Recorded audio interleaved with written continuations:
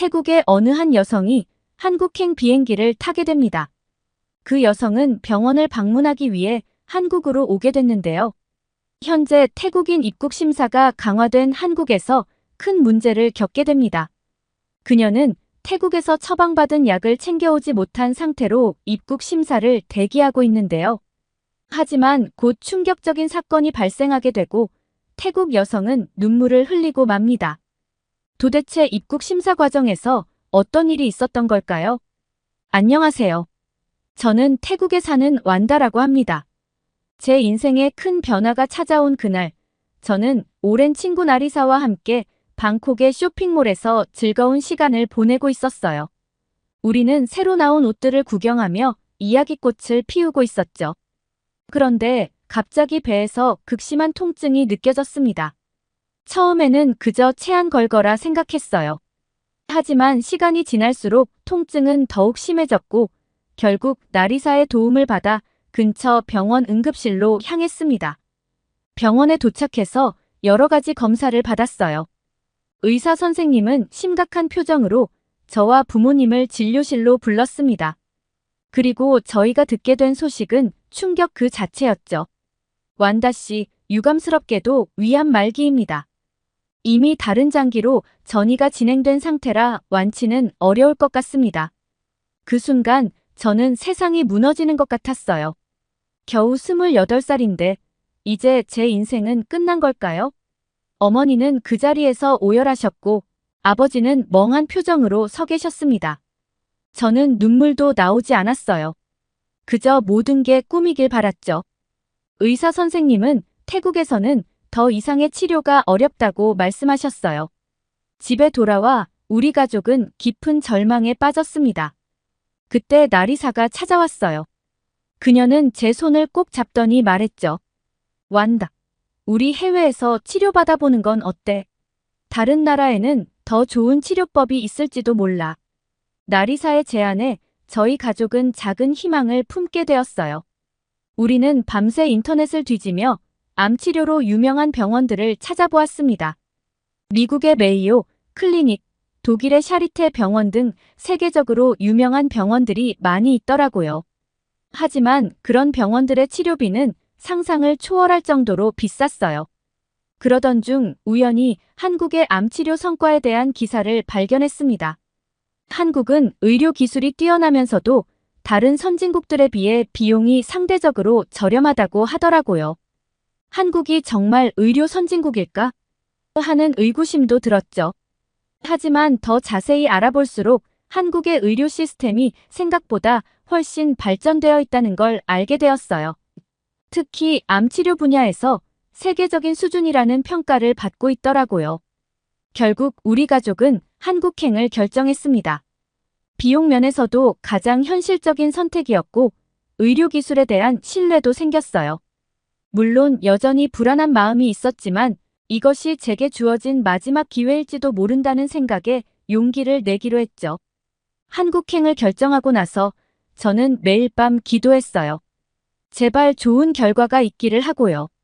부모님은 저를 위해 한국에 대해 열심히 공부하셨죠. 한국어 인사말도 배우고 한국 문화에 대해서도 알아보셨어요. 그런 부모님을 보며 저 역시 희망을 놓지 않으려 노력했습니다. 이제 며칠 후면 한국으로 떠나게 됩니다. 두렵기도 하지만 한편으로는 기대되기도 해요. 이 여정이 어떻게 될지는 모르겠지만 최선을 다해 건강을 되찾고 돌아오겠다고 다짐했습니다. 한국에서의 치료가 제게 새로운 삶을 선물해 주기를 간절히 바라고 있어요. 이것이 제 인생의 전환점이 될 거라고 믿습니다. 한국행을 결정했지만 곧 예상치 못한 문제에 부딪히게 되었어요. 최근 한국에서 태국인 불법 체류자 문제가 심각해져서 입국 심사가 크게 강화되었다는 소식을 들었거든요. 이 소식은 태국 전역의 SNS를 통해 빠르게 퍼졌고 많은 사람들이 한국 여행을 포기하고 있다고 해요. 처음에는 나는 치료를 받으러 가는 거니까 괜찮겠지라고 생각했어요. 하지만 자세히 알아보니 상황이 심각했죠. 한국 대사관에서 비자를 받는 것부터가 큰 산이었어요. 이전에는 관광비자로 쉽게 입국할 수 있었는데 이제는 모든 신청자에 대해 꼼꼼한 심사를 한다고 하더라고요. 비자 신청 시 제출해야 하는 서류도 엄청나게 늘어났어요.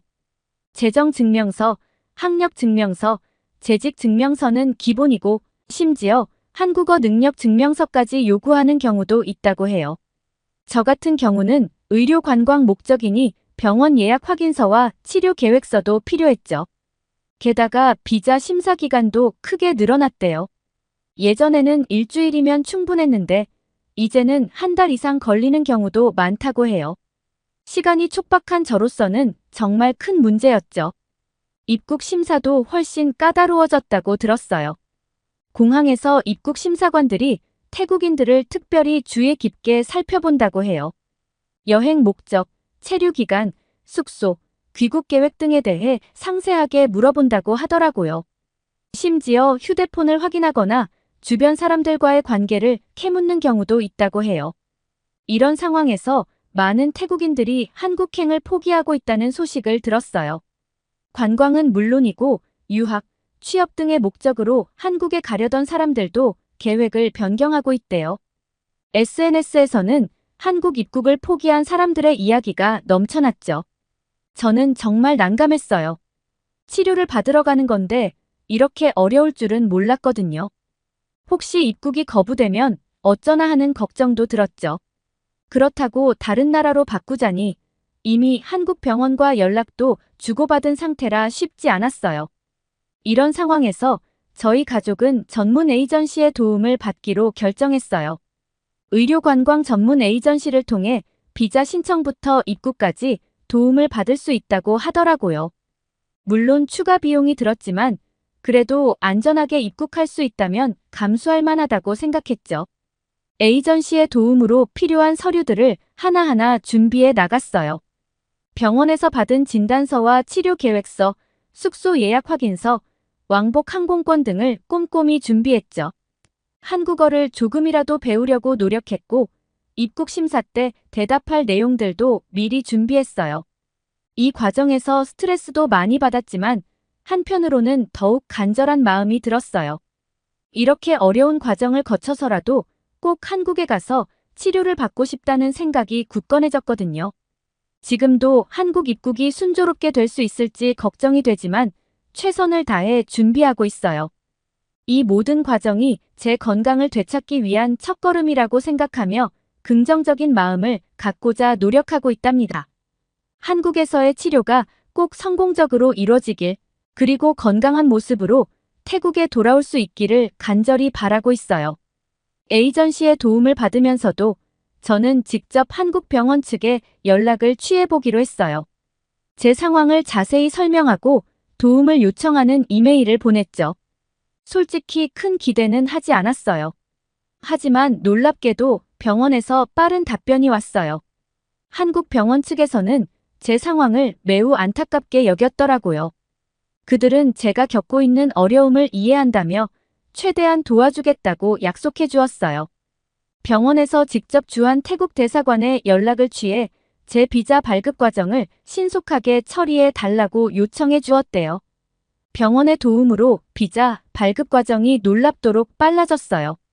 평소 한 달 이상 걸리던 과정이 일주일 만에 완료되었죠.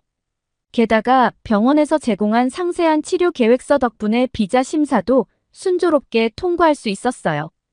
비자를 받고 나니 마음이 한결 가벼워졌어요. 이제 한국행 비행기를 탈 수 있다는 생각에 설레기 시작했죠.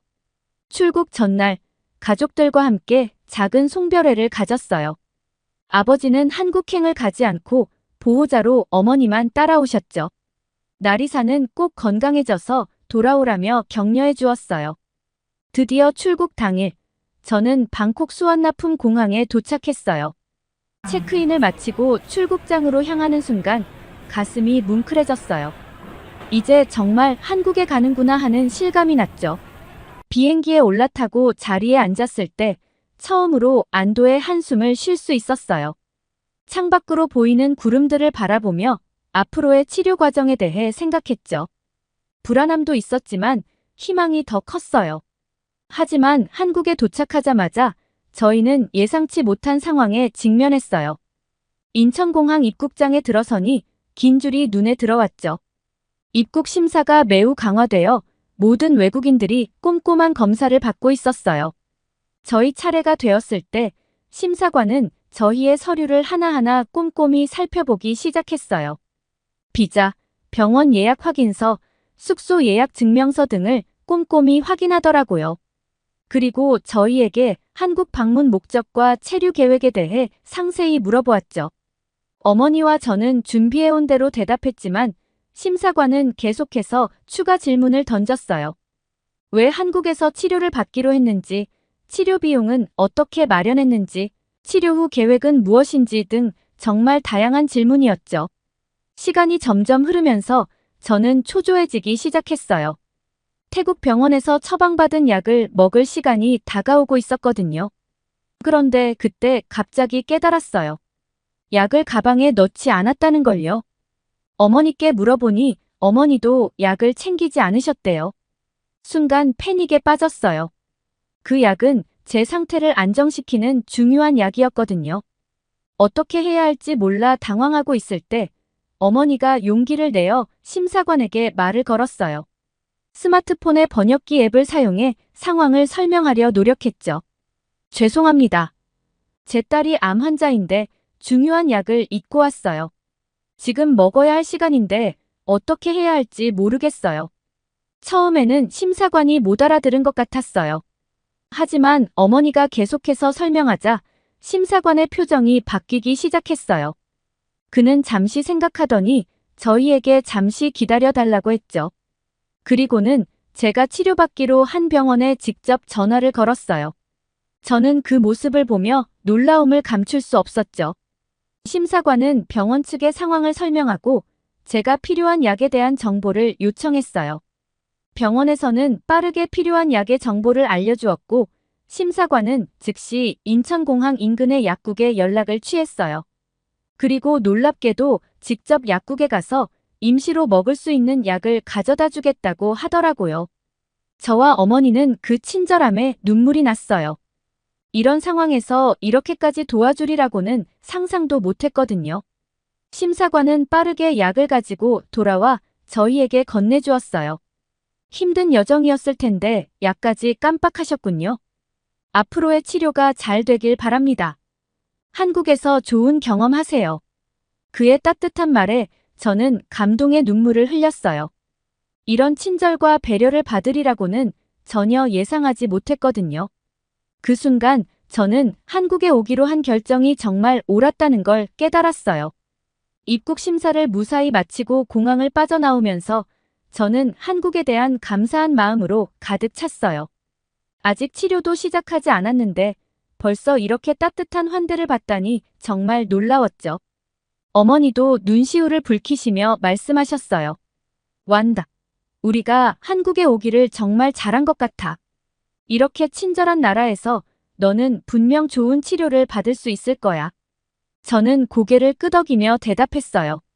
네, 저도 그렇게 믿어요. 이제 정말 희망이 생겼어요. 공항을 나서며 저는 마음속으로 다짐했어요. 이 나라에서 받은 친절을 잊지 않고 꼭 건강을 되찾아 태국으로 돌아가리라고요. 그리고 언젠가는 꼭 다시 한국을 찾아와 감사의 마음을 전하고 싶다고 생각했죠. 공항을 나서자마자 저희는 병원으로 직행했어요.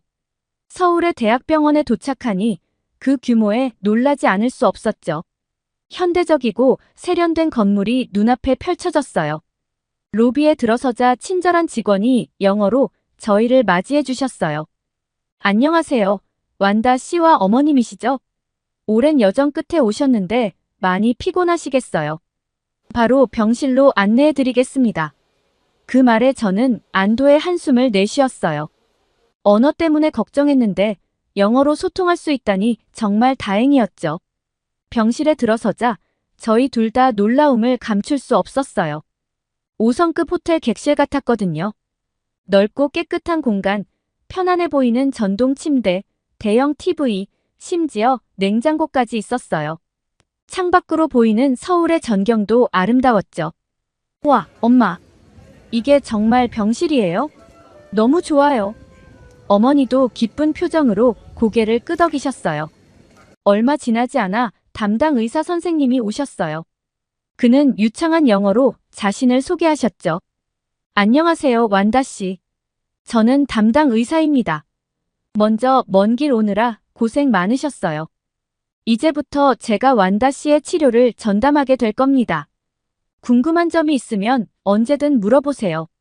선생님은 제 상태에 대해 꼼꼼히 물어보셨고, 앞으로의 검사와 치료 계획에 대해 상세히 설명해 주셨어요. 그의 전문적이고 친절한 태도에 저는 점점 안심이 되기 시작했죠. 다음 날부터 본격적인 정밀 검사가 시작되었어요. 먼저 CT 촬영을 했는데 검사실에 들어서자 최첨단 장비가 눈에 들어왔어요. 방사선사 선생님이 제게 다가와 부드럽게 말씀하셨죠. 완다 씨, 이 장비는 저선량 CT예요. 방사선 노출을 최소화하면서도 정확한 영상을 얻을 수 있어요. 편하게 누워 계세요. MRI 검사도 이어졌어요. 좁은 공간에 들어가야 한다는 걸 알고 조금 긴장했는데 간호사 선생님이 제 손을 잡아주시며 안심시켜 주셨어요. 괜찮아요, 완다 씨. 제가 옆에서 계속 지켜볼 거예요. 불편하면 언제든 말씀해 주세요. 그 따뜻한 손길에 저는 눈물이 날 것 같았어요. 이런 세심한 배려를 받아본 적이 없었거든요. PET-CT 검사도 진행되었는데 이 검사에 대해 처음 들어봐서 조금 무서웠어요. 하지만 의료진들이 상세히 설명해 주셔서 안심할 수 있었죠. 이 검사는 암세포의 활동을 정확히 파악할 수 있어요. 완다 씨의 상태를 더 정확히 알 수 있게 해줄 거예요. 모든 검사가 끝나고 결과를 기다리는 동안 간호사 선생님들이 수시로 병실을 방문해 제 상태를 체크하고 불편한 점은 없는지 물어봐 주셨어요. 심지어 태국 음식이 그립지 않냐며 병원 근처 태국 식당 정보도 알려주셨죠. 며칠 뒤 의사 선생님께서 병실로 들어오셨습니다. 완다 씨, 드릴 말씀이 있습니다. 정밀 검사 결과가 나왔는데 태국에서 받으신 진단과는 많이 다르네요. 저와 어머니는 긴장된 표정으로 선생님의 말씀을 기다렸어요. 다행히 암이 말기 단계는 아닙니다. 오히려 초기에 가깝습니다. 태국에서 보인 영상에서 암처럼 보였던 부분은 사실 양성 종양이었어요. PET-CT 검사 결과 다른 장기로의 전이도 발견되지 않았습니다. 그 말을 듣는 순간 저는 얼떨떨했어요.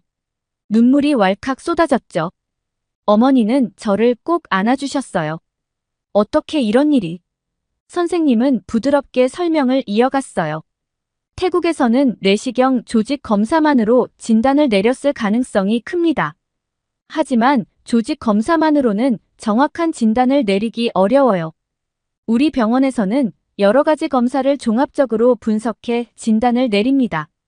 CT, MRI, PET-CT, 그리고 정밀한 조직 검사까지요. 이런 종합적인 접근이 오진을 막고 정확한 진단을 가능하게 합니다. 선생님의 설명을 들으며 태국에서의 검사 과정이 떠올랐어요. 검사를 받을 때마다 다른 날짜에 병원에 가야 했고 결과를 받는데도 시간이 많이 걸렸죠. 하지만 여기서는 모든 검사가 체계적으로 빠르게 이루어졌어요.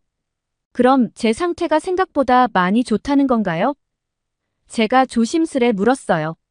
네, 그렇습니다. 물론 아직 암이 있어 치료는 필요하지만 예후가 훨씬 좋아요. 수술과 간단한 항암 치료로 완치될 가능성이 매우 높습니다. 그 말을 듣는 순간 저는 다시 한번 눈물을 흘렸어요. 이번엔 기쁨의 눈물이었죠. 어머니가 선생님의 손을 잡으며 말씀하셨어요. 정말 감사합니다, 선생님. 우리가 한국에 온 건 정말 신의 한 수였나 봐요. 저도 고개를 끄덕이며 말했어요. 정말 그래요. 한국의 의료 시스템이 이렇게 뛰어난 줄 몰랐어요. 제게 새 삶을 선물해 주셨어요. 선생님은 겸손하게 미소 지으셨어요. 저희는 그저 우리의 일을 한 것뿐입니다. 앞으로의 치료 과정도 함께 잘 이겨내 보아요. 수술 날짜가 다가오자 긴장되기 시작했어요. 하지만 의료진들의 꾸준한 관심과 격려 덕분에 마음을 다잡을 수 있었죠. 수술 전날 선생님이 직접 병실에 오셔서 수술 과정을 자세히 설명해 주셨어요. 완다 씨, 내일 수술은 다빈치 로봇 수술로 진행할 예정입니다. 이 방법은 절개 부위가 작아 회복이 빠르고 흉터도 거의 남지 않아요. 선생님의 설명을 들으며 조금씩 안심이 되었어요. 간호사 선생님들도 수시로 들러 제 상태를 체크하고 불안한 마음을 달래주셨죠. 걱정 마세요, 완다 씨. 우리 병원 의료진들이 최선을 다해 도와드릴 거예요. 수술 후에도 저희가 계속 곁에서 간호해 드릴 테니까요. 수술 당일 아침, 제가 떨고 있자 마취과 선생님이 다가와 제 손을 잡아주셨어요. 완다 씨, 제가 수술 내내 옆에서 지켜볼 거예요. 편안하게 잠드세요. 그 따뜻한 말 한마디에 마음이 한결 가벼워졌어요. 수술실에 들어서자 현대적인 장비들이 눈에 들어왔어요. 로봇 수술 시스템이 대기하고 있었죠. 집도의 선생님이 환하게 웃으며 인사하셨어요. 완다 씨, 걱정 마세요. 이 로봇과 제가 함께 완다 씨를 도와드리겠습니다. 마취에서 깨어났을 때 제일 먼저 본 건 어머니의 안도한 얼굴이었어요. 선생님이 들어오셔서 기쁜 소식을 전해주셨죠. 수술이 무사히 끝났습니다. 예상보다 상태가 좋아서 암 조직을 깨끗이 제거할 수 있었어요. 회복 과정에서도 의료진들의 세심한 배려가 이어졌어요. 통증 관리를 위해 수시로 방문해 주셨고 영양사 선생님은 매일 와서 식단에 대해 상담해 주셨죠. 물리치료사 선생님은 매일 와서 재활 운동을 도와주셨는데 항상 밝은 미소로 저를 격려해 주셨죠. 완다 씨, 정말 빠르게 회복하고 계세요. 이대로만 하면 곧 퇴원하실 수 있을 거예요. 이런 따뜻한 관심과 전문적인 케어 덕분에 저는 예상보다 빠르게 회복될 수 있었어요. 수술 후 2주 만에 퇴원할 수 있게 되었죠. 퇴원하는 날, 병동의 모든 의료진이 나와서 저를 배웅해 주셨어요. 선생님은 제 손을 꼭 잡으며 말씀하셨죠. 완다 씨, 정말 잘 해내셨어요. 앞으로도 정기검진 잊지 마세요. 우리가 계속 완다 씨의 건강을 지켜드리겠습니다. 퇴원 준비를 하던 중 김 선생님이 저희에게 특별한 선물을 건네주셨어요. 그것은 바로 태국어와 영어로 번역된 2가지 버전의 진단서였죠. 완다 씨, 태국으로 돌아가셔서 계속 치료받으실 때 필요할 것 같아 준비했습니다. 태국 의료 시스템에 맞춰 작성했으니 현지 병원에서도 쉽게 이해할 수 있을 거예요. 저는 그 세심한 배려에 눈물이 났어요.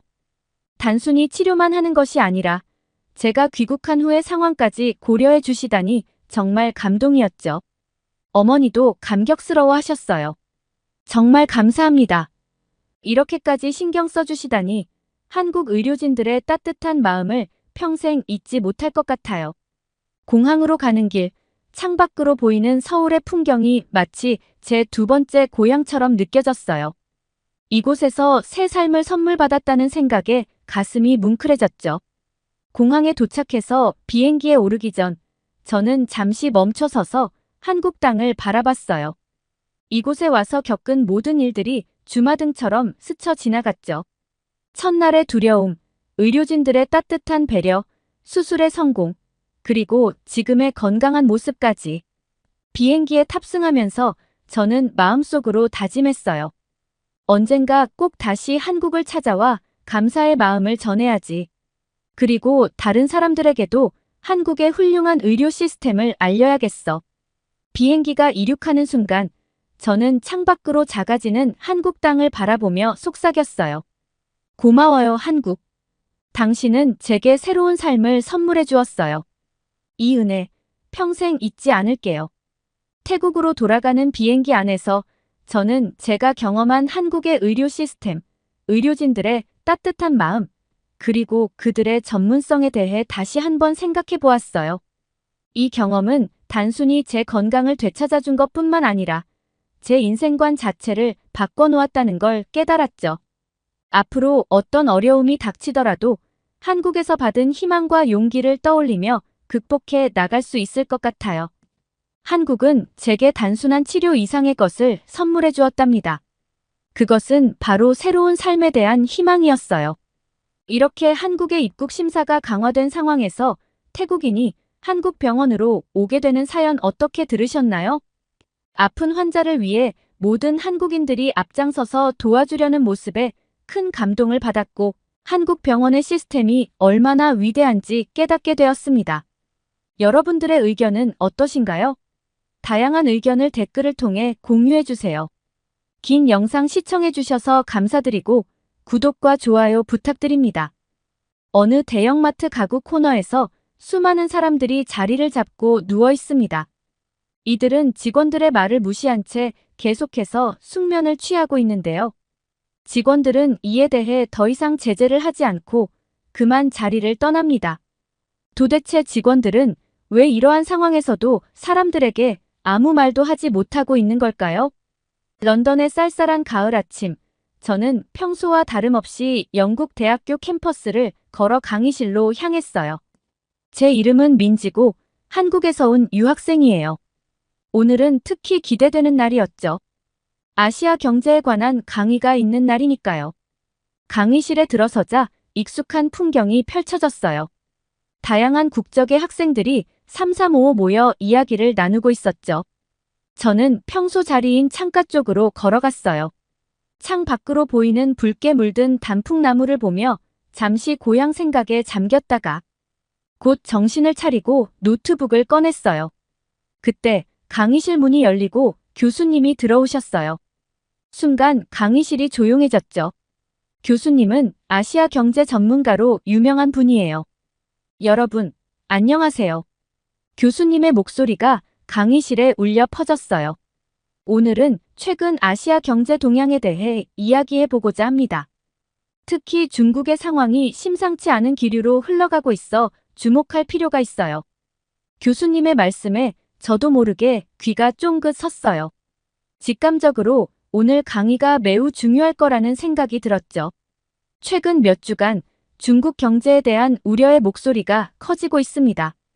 표면적으로는 안정적인 것처럼 보이지만 실제로는 여러 가지 문제점들이 드러나고 있죠. 특히 주목해야 할 점은 중국 정부의 공식 발표와 실제 상황 사이의 괴리예요. 교수님은 잠시 말을 멈추고 우리의 반응을 살폈어요. 여러분, 혹시 최근 중국의 경제 상황에 대해 들은 이야기가 있나요? 강의실이 잠시 조용해졌어요. 그때 앞줄에 앉아있던 중국 유학생 7인이 손을 들었죠. 네, 교수님. 제가 들은 바로는 중국 경제가 회복세에 접어들었다고 해요. 특히 소비가 늘어나고 있다고 하던데요. 교수님은 고개를 끄덕이셨어요. 그렇군요, 7인 학생. 그건 중국 정부의 공식 발표와 일치하는 내용이네요. 하지만 오늘 우리는 그 이면에 있는 이야기들을 살펴볼 거예요. 저는 호기심이 커졌어요. 과연 어떤 이야기가 나올까요? 교수님의 다음 말씀을 기다리며 저는 긴장감을 느꼈어요. 이번 강의가 제가 아시아, 특히 중국 경제를 바라보는 시각을 크게 바꿀 수 있을 거란 예감이 들었거든요.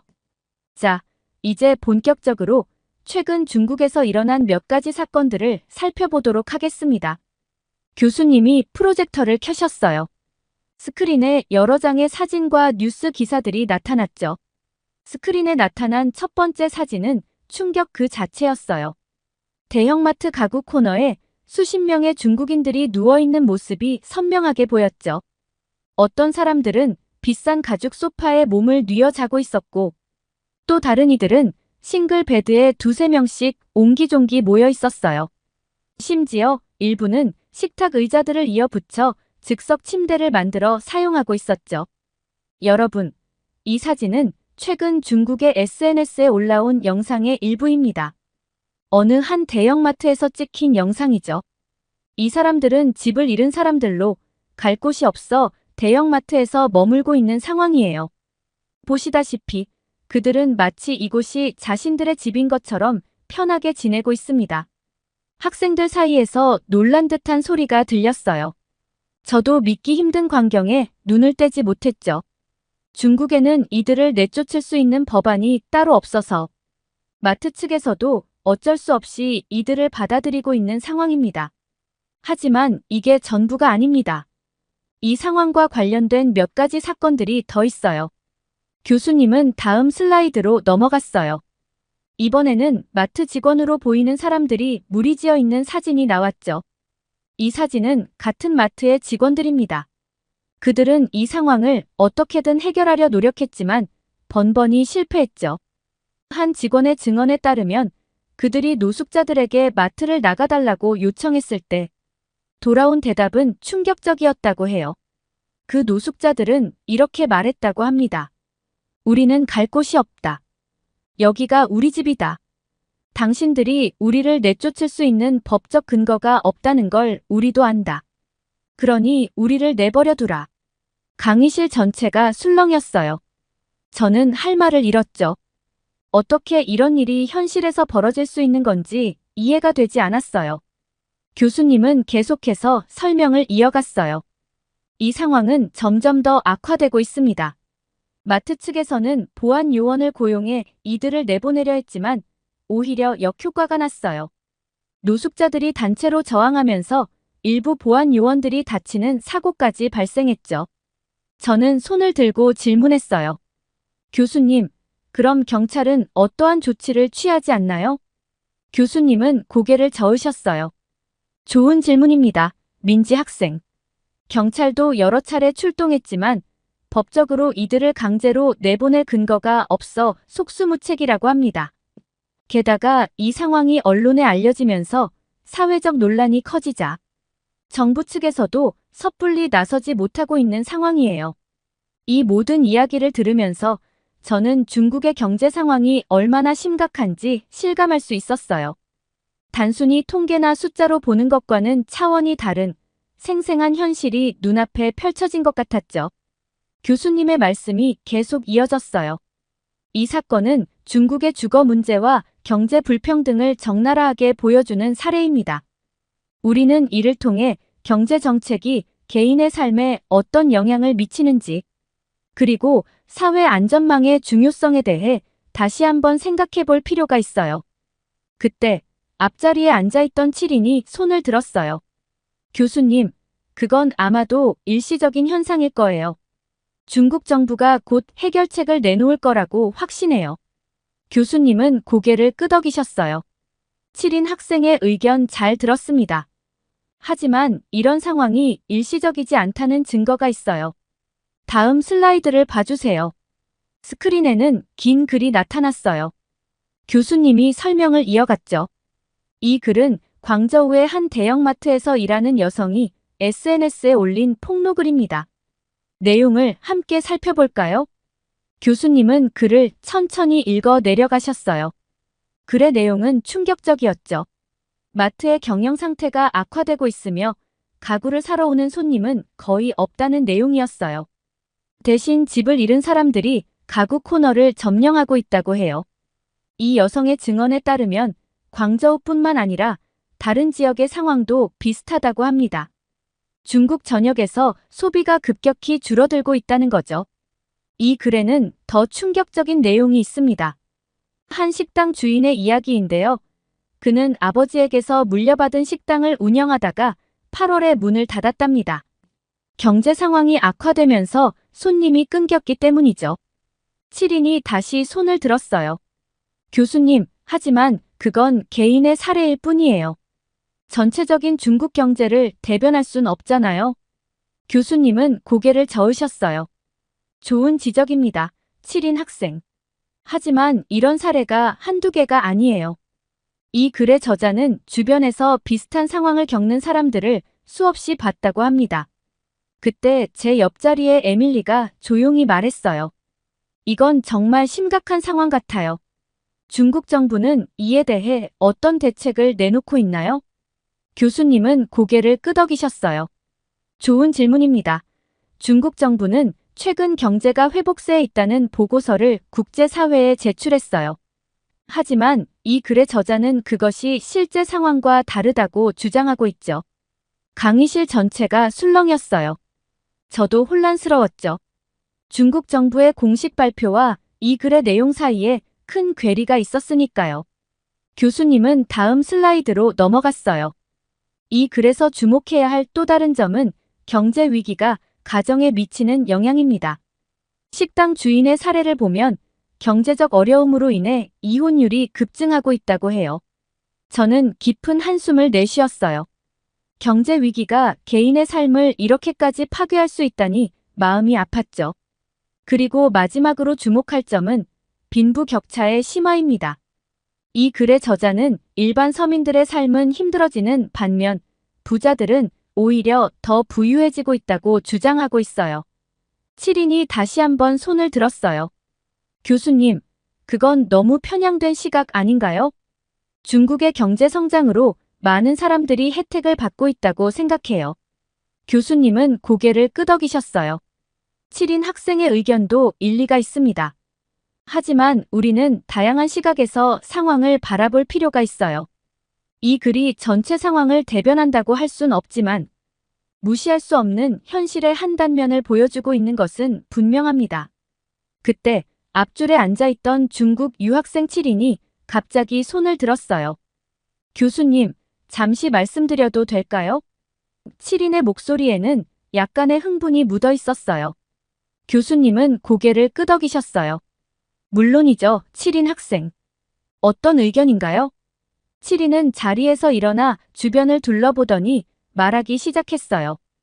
교수님, 그건 사실이 아닙니다. 중국의 경제는 계속 상승하고 있어요. 오히려 지금 한국의 경제가 심각한 위기에 처해 있다고 들었어요. 그런 일들은 중국이 아니라 한국에서 일어나는 일 아닌가요? 7인의 말에 강의실 전체가 술렁였어요. 저는 깜짝 놀라 눈을 크게 떴죠. 어떻게 그런 말을 할 수 있지? 라는 생각이 들었어요. 옆자리에 에밀리가 작은 목소리로 제게 물었어요. 민지, 정말 한국 상황이 그렇게 안 좋아? 저는 고개를 저으며 속삭였어요. 아니, 전혀 그렇지 않아. 우리나라도 물론 경제적 어려움이 있지만 7인이 말한 것처럼 심각한 상황은 아니야. 교수님은 침착하게 7인을 바라보셨어요. 7인 학생, 그렇게 생각하는군요. 한국의 경제 상황에 대해 들은 게 있나 보네요. 구체적으로 어떤 내용인지 말해줄 수 있나요?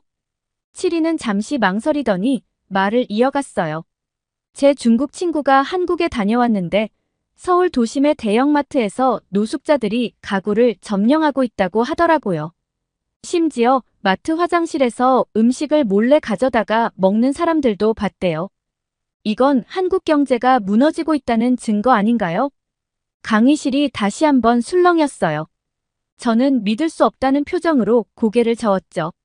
그런 일은 들어본 적도 없고 실제로 일어나지도 않았거든요. 교수님은 고개를 끄덕이셨어요. 7인 학생, 그런 이야기를 들었군요. 하지만 우리는 검증되지 않은 정보를 조심해야 해요. 제가 보여드릴 자료가 있습니다. 교수님은 프로젝터로 몇 장의 사진과 기사를 보여주셨어요. 분명 중국에서 일어난 일이라는 걸 증명하는 자료들이었죠. 이 사진들과 기사들은 국제적으로 신뢰받는 언론사들이 보도한 내용입니다. 모두 중국의 현 상황을 다루고 있어요. 반면 한국의 상황에 대해 7인 학생이 말한 것과 같은 보도는 찾아볼 수 없었습니다. 7인은 당황한 기색이 역력했어요. 하지만 교수님, 이런 보도들이 중국을 악의적으로 묘사하는 건 아닐까요? 교수님은 부드럽게 미소 지으셨어요. 좋은 질문입니다. 7인 학생. 우리는 항상 미디어 보도를 비판적으로 봐야 해요. 하지만 동시에 다양한 출처의 정보를 종합해서 판단할 필요가 있죠. 지금 우리가 본 자료들은 여러 국가의 다양한 매체에서 보도한 내용들입니다. 저는 용기를 내어 손을 들었어요. 교수님, 제가 한국 상황에 대해 말씀드려도 될까요? 교수님께서 허락하시자 저는 말을 이어갔어요. 7인 학생이 말씀하신 것과 같은 일은 한국에서 일어나지 않았어요. 물론 우리나라도 경제적 어려움이 있지만 그 정도로 심각한 상황은 아닙니다. 오히려 그런 소문이 어떻게 퍼졌는지 궁금할 정도예요. 제 말이 끝나자마자 7인이 다시 손을 들었어요. 그의 표정은 여전히 흥분된 상태였죠. 하지만 민지, 너는 한국에 지금 있지 않잖아. 어떻게 그곳 상황을 정확히 알 수 있어? 내 친구가 직접 본 거라고. 7인의 목소리에는 확신이 가득했어요. 저는 깊은 한숨을 내쉬었어요. 7인, 나는 매일 가족들과 연락하고 한국 뉴스도 꾸준히 보고 있어. 그리고 내 말대로 내가 지금 한국에 있지 않다면 너도 마찬가지로 중국에 있지 않잖아. 어떻게 중국 상황만 정확히 안다고 할 수 있어? 강의실 전체가 긴장감으로 가득 찼어요. 다른 학생들은 우리의 말다툼을 지켜보며 불편한 기색을 감추지 못했죠. 교수님이 개입하셨어요. 자, 진정들 하세요.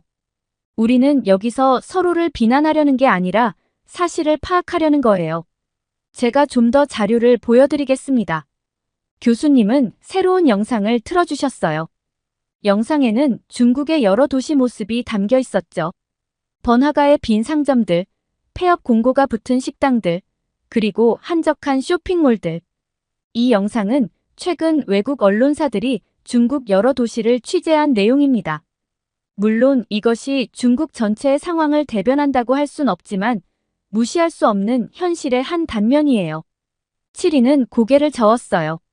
하지만 교수님, 이건 중국의 일부 지역만 보여주는 거잖아요. 다른 곳들은 여전히 활기차고 번영하고 있어요. 교수님은 고개를 끄덕이셨어요. 맞아요, 7인 학생.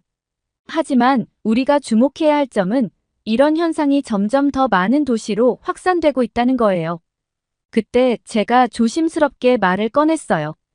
교수님, 제가 최근에 본 기사 중에 중국의 출국 규제에 대한 내용이 있었어요. 이것도 중국의 현 경제 상황과 관련이 있나요? 교수님의 눈이 반짝였어요. 아주 좋은 관점이에요, 민지 학생. 그 기사의 내용을 좀 더 자세히 말해줄 수 있나요? 저는 기억을 되살려 말했어요. 네, 기사에 따르면 동남아시아 국가들은 경제 위기 때 많은 사람들이 일본이나 한국 같은 나라로 가서 외국인 노동자로 일한다고 해요. 하지만 중국은 출국과 비자 규제가 엄격해서 그렇게 하기 어렵다고 합니다. 교수님은 고개를 끄덕이시더니 잠시 생각에 잠기셨어요. 그리고 이내 더 자세한 설명을 시작하셨죠. 여러분, 이 점에 대해 조금 더 깊이 들어가 볼까요? 중국의 이러한 접근은 매우 독특하고 중요한 의미를 가지고 있어요. 교수님은 화면에 새로운 슬라이드를 띄우셨어요. 거기엔 여러 국가의 경제 정책 비교표가 있었죠. 보통 경제 위기 시 대부분의 국가들은 이렇게 대응합니다. 첫째, 외국인 투자 유치를 위해 규제를 완화하고 인센티브를 제공해요. 둘째, 자국민의 해외 취업을 장려해 실업률을 낮추고 외화 유입을 증가시키죠. 셋째, 국제 무역을 확대해 경제 회복의 동력을 찾아요. 하지만 중국의 접근은 달라요. 첫째, 중국은 외국인 투자에 대해 여전히 엄격한 규제를 유지하고 있어요. 특히 핵심 산업 분야에서는 더욱 그렇죠. 둘째, 자국민의 해외 취업을 적극적으로 장려하지 않아요. 오히려 고급 인력의 해외 유출을 우려해 이를 제한하는 정책을 펴고 있죠. 셋째, 국제 무역에서도 자국 산업 보호를 위한 정책을 강화하고 있어요. 이 말에 7인이 또다시 손을 들었어요. 하지만 교수님, 그건 중국이 자립경제를 추구하기 때문 아닌가요? 우리는 다른 나라에 의존할 필요가 없잖아요. 좋은 지적이에요, 7인 학생. 실제로 중국 정부는 쌍순환 전략이라는 이름으로 이런 정책을 추진하고 있어요. 국내 순환을 주체로 하고 국제 순환을 보조로 삼는 전략이죠. 하지만 이런 접근이 과연 장기적으로 효과적일까요? 교수님은 다시 화면을 바꾸셨어요. 이번엔 중국의 GDP 성장률 그래프였죠. 보시다시피 중국의 경제 성장률은 점차 둔화되고 있어요. 이는 부분적으로 이런 폐쇄적 정책의 결과일 수 있어요. 저는 궁금증을 참지 못하고 질문했어요. 그렇다면 교수님, 중국이 이런 정책을 고수하는 이유는 뭘까요? 교수님은 깊이 고민하시더니 대답하셨어요. 복잡한 문제예요, 민지 학생. 한 가지 이유로는 정치적 안정을 들 수 있어요. 외부 영향을 최소화하면서 국내 경제를 통제하려는 의도가 있죠. 또 다른 이유로는 자국 기업과 산업을 보호하고 육성하려는 목적도 있어요. 하지만 이런 접근이 장기적으로 중국 경제에 어떤 영향을 미칠지는 지켜봐야 할 것 같아요. 7인이 또다시 반박했어요. 하지만 교수님, 그건 중국이 그만큼 강대국이라는 뜻 아닌가요? 우리는 다른 나라처럼 국민들을 외국에 보내 일하게 할 필요가 없어요. 교수님은 잠시 생각에 잠기셨다가 말씀하셨어요. 7인 학생. 그건 하나의 관점일 수 있어요. 하지만 경제학적으로 볼 때 인적 자원의 자유로운 이동은 경제 발전의 중요한 요소예요. 이는 단순히 노동력의 수출이 아니라 기술과 지식의 교류, 그리고 국제 경쟁력 향상과도 연관돼 있죠. 그때 다른 학생이 손을 들었어요. 교수님, 그럼 중국의 부자들이 해외에서 많은 돈을 쓴다는 얘기는 어떻게 봐야 하나요? 교수님은 미소를 지으셨어요. 좋은 질문이에요. 이는 중국 경제의 또 다른 특징을 보여주는 현상이죠. 일부 부유층의 해외 소비는 증가하고 있지만 일반 서민들의 경제적 어려움은 커지고 있어요. 이는 소득 불균형 문제를 더욱 부각시키고 있죠. 저는 궁금증을 참지 못하고 물었어요. 그렇다면 교수님, 이런 상황에서 중국 경제의 미래는 어떻게 될까요? 그건 아무도 정확히 예측할 수 없어요. 하지만 우리가 오늘 살펴본 여러 요소들 소비 감소, 출국 규제, 소득 불균형 등은 분명 중국 경제가 도전에 직면해 있음을 보여주고 있어요. 중국 정부가 이러한 문제들을 어떻게 해결해 나갈지가 앞으로의 관건이 될 거예요. 교수님의 말씀이 끝나자마자 7인이 또다시 손을 들었어요. 그의 표정은 여전히 불편해 보였죠.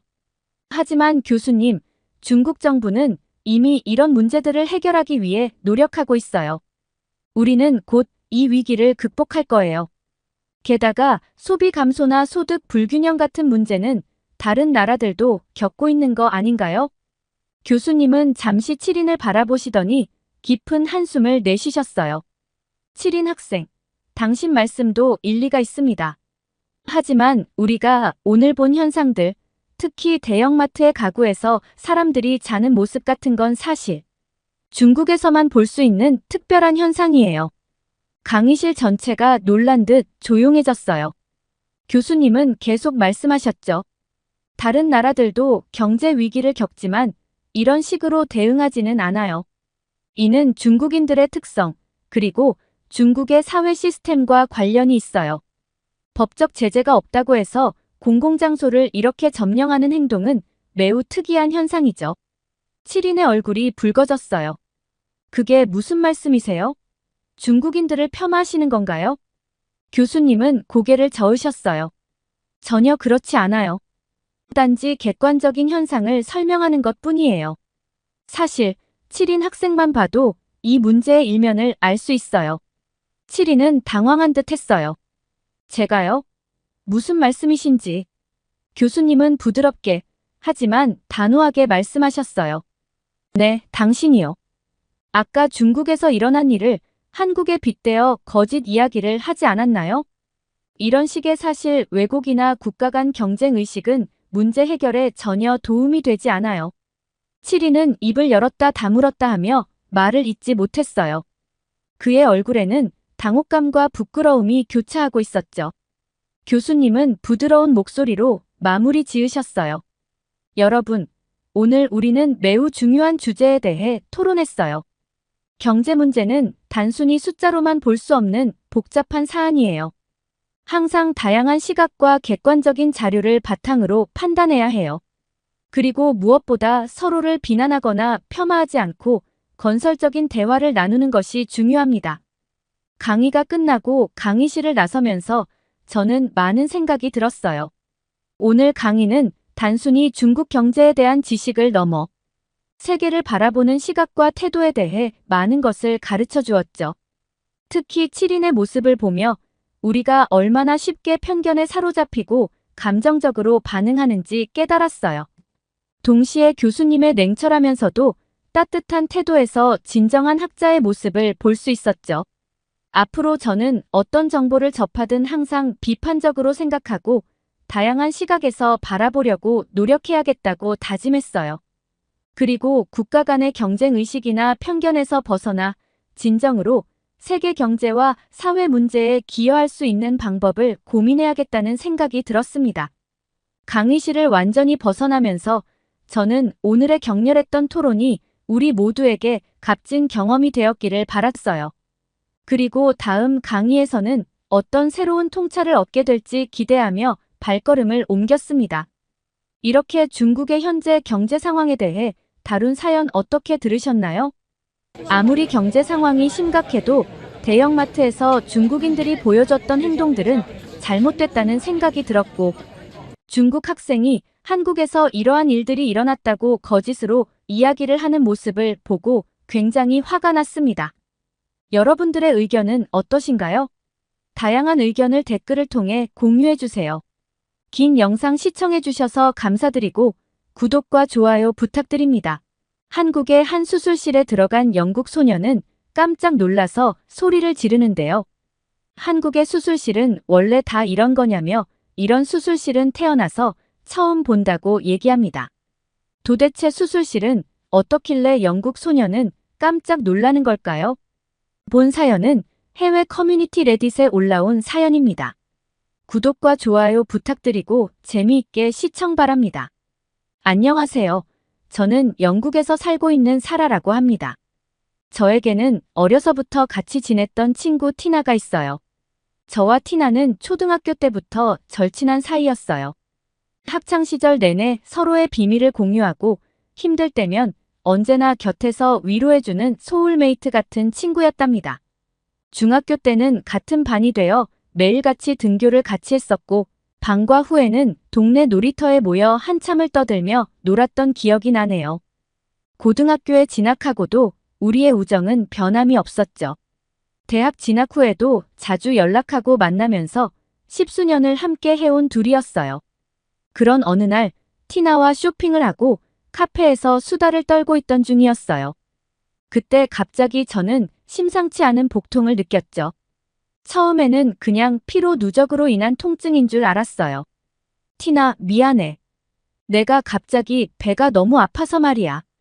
오늘은 일찍 집에 가봐야겠어. 사라, 많이 아파 보이는데? 내가 택시 불러줄까? 아니면 병원에 가볼래? 저는 병원까지는 필요 없다고 생각했죠. 그냥 쉬면 괜찮아질 거라 믿었거든요. 그런데 집에 와서 쉬어도 통증은 줄어들지 않았어요. 진통제를 먹어도 소용이 없더군요. 밤새 끙끙 앓던 저는 더는 참을 수 없어 병원에 전화를 했고 구급대원의 도움으로 병원 응급실로 실려갔습니다. 응급실에서 저는 각종 검사를 받았어요. 의사 선생님은 심각한 표정으로 검사 결과를 살펴보더니 저와 부모님을 불렀죠. 병실로 옮겨간 저는 의사 선생님으로부터 믿기 힘든 이야기를 전해 들었습니다. 사라 양 안타깝게도 검사 결과 위암 말기로 확인되었습니다.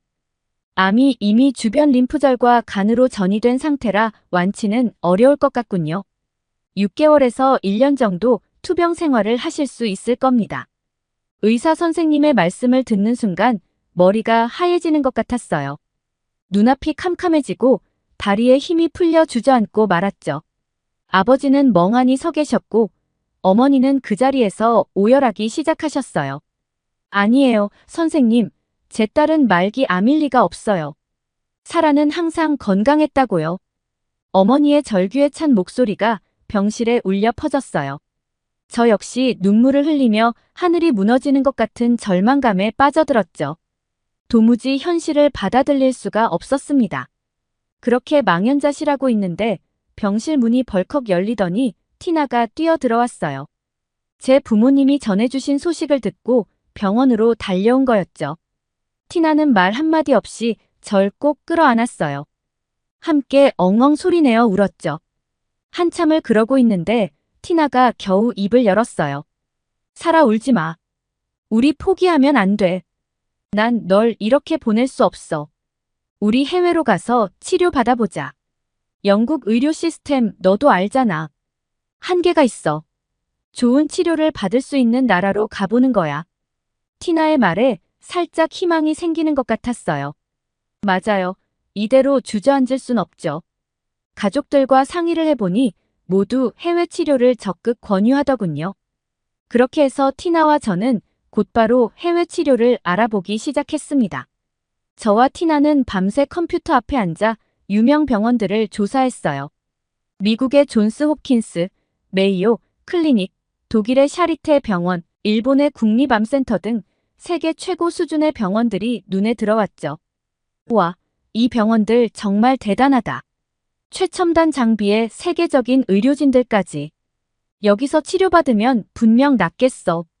티나의 말에 저도 잠시 설레는 마음이 들었어요. 하지만 곧바로 현실의 벽에 부딪혔죠. 최첨단 치료에는 엄청난 비용이 필요했거든요. 사라, 이렇게 비싼 병원은 우리에겐 너무 버거운 것 같아. 다른 방법을 찾아보는 게 어떨까? 하지만 티나, 난 최고의 치료를 받고 싶어. 우리 좀 더 알아보자. 분명 방법이 있을 거야. 한숨까지 나오는 상황이었지만 쉽게 포기할 순 없었어요.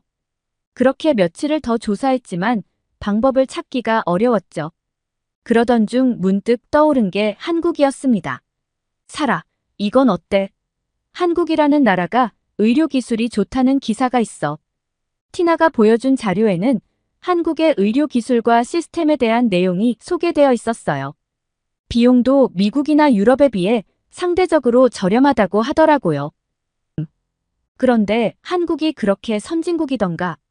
의료비가 싸다는 건 그만큼 품질이 떨어진다는 뜻일 수도 있어. 글쎄, 모르는걸. 하지만 이 정도 가격이면 우리에겐 한국이 최선의 선택일지도 몰라. 많은 고민 끝에 한국에서의 치료를 결정하고 나서도 마음 한켠에는 불안감이 자리 잡고 있었어요. 과연 한국에서 제대로 된 치료를 받을 수 있을까 하는 걱정이 떠나지 않았죠. 한국은 후진국이라는 이미지가 강했어요. 경제적으로나 기술적으로 선진국들의 한참 뒤처진 나라로 알려져 있었거든요. 그런 나라의 의료 수준이 과연 믿을만할까 의구심이 들더라고요. 게다가 한국은 전쟁의 위험이 상존하는 나라였죠. 북한과의 대치 상황이 계속되고 있다는 사실이 많이 불안했어요. 뉴스에서는 한반도의 긴장 상태에 대해 연일 보도하고 있었고요. 혹시라도 전쟁이 일어나면 치료는 고사하고 목숨조차 위태로울 수 있겠다는 생각에 공포감마저 들었습니다. 무엇보다 한국 사람들에 대한 인식이 좋지 않았어요. 언젠가 본 다큐멘터리에서 한국인들은 지나치게 감정적이고 공격적이며 서양인들을 차별한다는 내용이 있었거든요. 의사들마저도 권위적이고 불친절할 것 같은 느낌이 들었죠. 한국 여행을 다녀온 친구에게 들은 이야기도 마음에 걸렸어요. 길거리에서 욕설을 퍼부어대는 사람들, 술에 취해 시비를 거는 이들, 외국인을 무시하는 듯한 태도. 그런 모습들을 보고 충격을 받았다고 하더라고요. 그 친구는 절대 다시는 한국에 가고 싶지 않다고 단언했었죠. 이런 이유들로 한국행은 절대 아니라 생각했어요. 하지만 영국과 다른 선진국 병원의 높은 치료비를 감당할 형편이 못 되는 저희로서는 선택의 여지가 없었죠. 가족들과 긴 상의 끝에 한국에서 치료받기로 결정했습니다. 어머니는 많이 울면서 걱정하셨지만 어쩔 수 없는 선택이었어요. 제가 한국으로 떠나기로 한 날 부모님은 생계 때문에 함께 가지 못하셨어요. 그래서 저는 티나와 단둘이 인천행 비행기에 몸을 실었죠. 불안한 마음을 안고 낯선 나라로 향하는 그 긴 여정이 시작되었습니다. 마음은 무거웠지만 희망의 끈을 놓지 않으려 노력했어요. 의사 선생님과 상담 후 수술 날짜가 잡히면 부모님도 한국으로 오기로 하셨거든요. 이제 저에게 남은 건 그날까지 잘 견뎌내는 것, 그것뿐이었죠. 비행기 안에서 저는 내내 울기만 했어요. 눈앞이 캄캄해졌죠. 더 좋은 치료를 받을 수 있는 미국, 독일, 일본에 가지 못하는 상황이 너무 절망적이었어요. 티나는 제 곁을 지키며 손을 꼭 잡아주었죠. 사라, 울지 마. 우리가 할 수 있는 최선의 선택을 한 거야. 한국에 가서 꼭 좋은 치료를 받을 수 있을 거야. 희망을 잃지 말자. 티나의 따뜻한 말에 조금은 위안이 되었지만 한국에 대한 두려움은 좀처럼 가시지 않았어요. 그런데 인천공항에 도착한 순간 저는 깜짝 놀랄 수밖에 없었어요. 공항은 제가 상상했던 것과는 너무나 달랐거든요. 넓고 쾌적한 공간, 최첨단 시설들, 친절한 직원들. 마치 유럽의 어떤 공항에 온 것 같은 착각이 들 정도였죠. 티나, 여기 봐봐. 저 천장에 있는 대형 스크린 좀 봐. 저건 세계에서 가장 큰 HD LED 스크린이래. 정말 웅장하다. 우리는 입이 떡 벌어지게 공항 구경에 빠져들었어요. 이곳은 분명 선진국 못지않은 시설을 자랑하고 있었죠. 한국이 이렇게 발전한 나라였나 하는 생각에 괜히 부끄러워지기도 했어요. 입국 수속을 밟던 중 한 가지 사건이 있었는데요. 짐을 찾으려고 컨베이어 벨트 앞에 섰는데 뒤에서 누군가가 저를 밀친 거예요.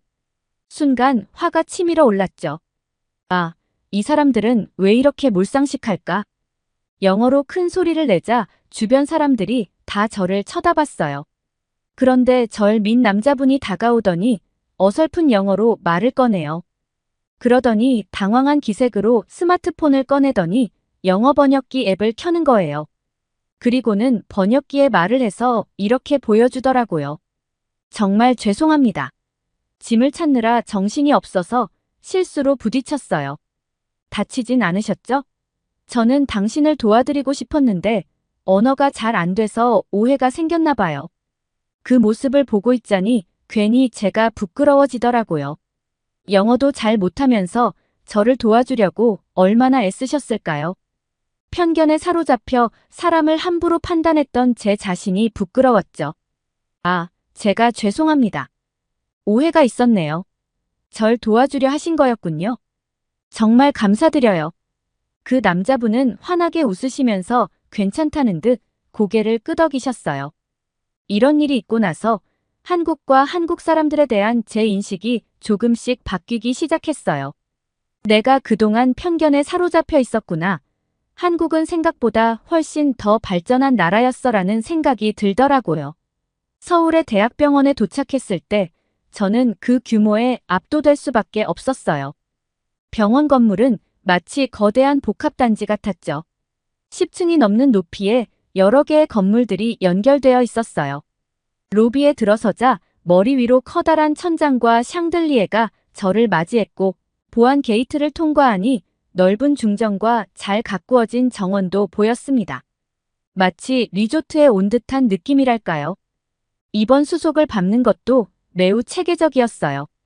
리셉션에서 영어로 불편 없이 소통할 수 있었고 입원 등록증과 병실 키를 받는 데까지 채 10분도 걸리지 않았죠. 사라 씨, 입원 수속은 모두 끝났습니다. 5층 병동으로 안내해 드리겠습니다. 따라오시죠. 영어에 능통한 간호사 선생님이 밝은 미소로 저를 안내해 주셨어요. 병실에 들어선 순간 또 한 번 감탄을 금치 못했습니다.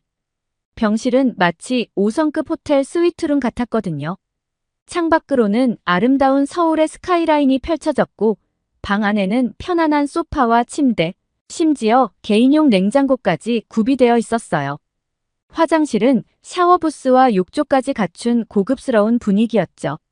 사라 씨가 편하게 쉴 수 있도록 최고의 시설을 준비했습니다. 침대 리모컨으로 자세와 높낮이를 조절하실 수 있고 요양식은 음식 메뉴판을 보시고 원하시는 메뉴를 골라주시면 됩니다. 불편한 점이나 필요한 게 있으시면 언제든 너스콜을 눌러주세요. 정말 VIP를 대접받는 기분이었어요. 한국에 대해 그렇게 좋지 않은 인식을 갖고 있었는데 병원 시설과 서비스를 경험하면서 제 생각이 완전히 바뀌게 되었죠. 이제 치료에만 전념할 수 있게 되어 한결 마음이 가벼워졌어요. 한국에 오기를 잘했다는 생각이 들었죠. 최첨단 의료 기술과 훌륭한 인프라, 친절한 의료진들. 이곳에서라면 분명 희망을 찾을 수 있으리라는 확신이 생겼습니다. 이번 첫날 담당 의사 선생님께서 제게 정밀 검사 일정을 상세히 설명해 주셨어요. 사라 씨, 내일부터 본격적인 검사를 시작할 거예요. CT, MRI, PET-CT, 내시경 검사 등을 단계적으로 진행할 예정입니다. 검사 결과를 바탕으로 수술 계획을 세우고 최적의 치료 방향을 결정하게 될 거예요. 불편하시더라도 꼭 필요한 과정이니 협조해 주시길 바랍니다. 선생님의 차분하고 따뜻한 말투에 긴장이 좀 풀어지는 느낌이었어요.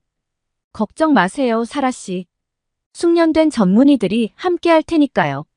다 잘 될 거예요. 우리가 사라 씨의 곁에서 끝까지 함께 하겠습니다. 정밀 검사 과정은 무척 체계적으로 진행되었어요. 각 검사실마다 친절한 의료 스태프들이 기다리고 있었고 꼼꼼한 사전 설명과 동의서 작성 후 검사가 이루어졌죠. CT실에 들어가니 최신식 장비들이 놓여 있었고 숙련된 방사선사 선생님이 절 안내해 주셨어요. 사라 씨, 이 CT는 우리 병원이 도입한 최첨단 장비 중 하나예요. 검사 중 방사선 노출이 적은 CT라 안전하답니다. 편하게 누우시고 움직이지 마세요. MRI와 PET-CT 검사도 비슷한 방식으로 진행되었죠. 의료진들은 모두 전문적이면서도 친절했고 장비들은 최신식이라 믿음이 갔어요. 이런 과정을 지켜보면서 한국 의료의 우수성을 다시 한번 실감할 수 있었죠. 정밀 검사를 모두 마치고 돌아온 병실에서 저는 감사함을 느꼈어요. 어제까지만 해도 불안과 걱정이 앞섰는데 이제는 한국에서 치료받기를 잘했다는 생각뿐이었죠. 세계적인 수준의 의료진과 인프라, 따뜻한 환대, 제게 희망을 안겨주는 소중한 자산이라는 걸 깨달았으니까요. 한국이 자랑스러운 의료 선진국으로 발돋움한 이유를 몸소 체험하고 있는 듯 했습니다. 며칠 뒤 기적 같은 일이 일어났습니다. 한국에서의 정밀 검사 결과 제가 위암 말기가 아니라는 사실이 밝혀진 거예요. 영국에서는 암이 말기까지 진행되었다고 했는데 알고 보니 그건 오진이었던 거죠. 담당 의사 선생님은 이렇게 설명해 주셨어요. 사라 씨, 영국에서 받은 진단 결과는 잘못된 것으로 보입니다. CT나 MRI 영상에서 암처럼 보이는 부분이 있었지만 저희가 더 정밀한 PET-CT를 통해 확인한 결과 그 부분은 양성 종양으로 밝혀졌습니다. 암이 주변으로 전이된 흔적도 발견되지 않았고요. 조기 위암 단계로 판단됩니다. 수술과 약물 치료를 통해 완치가 충분히 가능할 것으로 예상합니다. 순간 너무나 큰 감동에 눈물이 왈칵 쏟아졌어요. 영국에서의 절망적인 진단이 한순간에 기적으로 바뀐 거죠. 의사 선생님은 영국에서 오진이 난 이유에 대해서도 말씀해 주셨어요. 영국에서는 내시경 조직 검사만으로 암을 진단하는 경우가 많습니다. 하지만 조직 검사만으로는 암의 정확한 위치나 전이 여부를 확인하는 데 한계가 있죠. 저희 병원에서는 조직 검사와 더불어 CT, MRI, PET-CT 등 다양한 영상 검사를 함께 진행해 정확한 진단을 내리고 있습니다. 이런 정밀한 검사 시스템이 오진을 막고 환자에게 희망을 줄 수 있는 거죠. 선생님의 말씀을 듣고 보니 영국에서는 검사 절차가 그리 체계적이지 않았던 것 같아요. CT 찍고 대기하고 다시 와서 MRI 찍고 각각의 검사가 따로따로 진행되어서 시간도 오래 걸렸고 결과를 종합적으로 판단하는데도 어려움이 있었나 봐요. 만약 영국에도 한국처럼 정밀하고 체계적인 검사 시스템이 갖춰져 있었다면 저는 그런 잘못된 진단으로 절망할 필요가 없었을 거예요. 한국의 의료 시스템이 얼마나 우수한지 그리고 그것이 환자들에게 얼마나 큰 희망을 줄 수 있는지를 깨닫게 된 순간이었죠. 수술 날짜가 잡히고 부모님도 한국에 오셨어요. 수술실에 들어가기 전 의사 선생님이 제 손을 꼭 잡아주시며 말씀하셨죠. 사라 씨, 수술 잘 받으시고 깨어나면 가족들이 옆에 있을 거예요. 걱정하지 마세요. 의사 선생님의 말씀에 고개를 끄덕이고 수술실로 들어섰죠. 그런데 수술실에 들어가자 깜짝 놀랄 수밖에 없었어요. 저를 기다리고 있던 건 다빈치 로봇 수술 시스템이었거든요. 사라 씨, 이 수술은 다빈치 로봇으로 진행될 겁니다. 로봇팔을 통해 정교한 움직임이 가능해 절개 부위도 최소화하고 회복도 빠를 거예요. 마취에서 깨어나 보니 수술은 무사히 끝났고 의사 선생님은 수술이 성공적이었다고 하셨어요. 로봇 수술 덕분에 절개 부위도 작고 깔끔했죠. 회복실에서 특별한 케어를 받으며 빠른 회복세를 보일 수 있었어요. 퇴원 후 항암 치료가 시작되었는데 최신 표적 치료제를 사용한 덕분에 부작용은 줄이면서 효과는 높일 수 있었죠. 치료 과정에서 놀라웠던 건 환자 맞춤형 치료 시스템이에요. 사라 씨에겐 이 치료 프로토콜이 최적일 것 같네요. 유전자 검사 결과와 암세포의 특성을 분석해 가장 적합한 치료 조합을 찾아냈습니다. 주치의 선생님의 설명처럼 개인별 맞춤 처방이 이뤄지는 걸 보고 한국 의료의 발전 수준을 실감했죠. 치료 중에는 힘든 순간도 있었지만 정을 나눌 수 있는 환우 모임이 큰 힘이 되어 주었어요. 병원에서 주선한 프로그램인데 담당 의료진들도 함께 참여하고 회복을 도와주셨죠. 비슷한 처지의 환자들과 치료 경험을 공유하고 서로 위로하며 우정을 쌓을 수 있었어요. 환자의 심리적 치유까지 돕는 섬세한 의료 서비스가 감동적이었습니다. 그렇게 6개월간의 항암 치료를 무사히 마치고 주치의 선생님이 완치 소식을 알려주셨을 때 눈물이 왈칵 쏟아졌어요. 사라 씨, 축하합니다. 우리 모두 함께 노력한 결과 암세포가 말끔히 사라졌어요. 이제 건강하게 새 삶을 살아가시면 됩니다. 정기적 검진은 잊지 마시고요. 함께 기뻐하며 저를 끌어안아 주시는 선생님과 의료진들. 이 모든 과정이 마치 꿈만 같았죠. 수술실의 첨단 로봇부터 맞춤형 치료, 따뜻한 돌봄까지. 제게 기적을 선물해 준 건 한국의 탁월한 의료 인프라와 헌신적인 의료진들이었어요. 이 고마움을, 이 감동을 평생 잊지 못할 것 같습니다. 이렇게 한국의 의료 시스템을 무시하던 사라에 대한 이야기 어떻게 들으셨나요? 다른 선진국에 비해 한국의 의료 시스템이 체계적이라는 사실에 저도 너무 놀라고 한국이 자랑스러워졌습니다.